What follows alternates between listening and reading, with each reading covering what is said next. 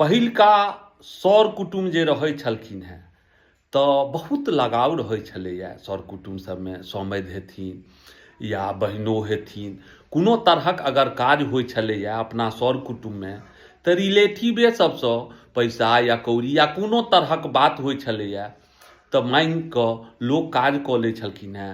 आओर समाजो नहि बुझै छलखिन हेँ जे हौ एतेक पैघ जग ई केना कऽ लेलकै।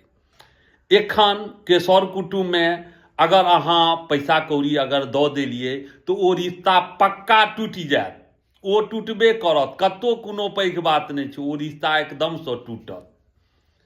तैँ पहिलका सर कुटुम आ एखनका सर कुटुममे बड्ड अन्तर छै। एक दोसर लगमे जमौरा खाली दैत रहै छथिन आओर किछु नहि छै। बात सत्य छै, ई गप नहि कहि रहल छी जे गप सत्य नहि छै, सत्य इएह छै।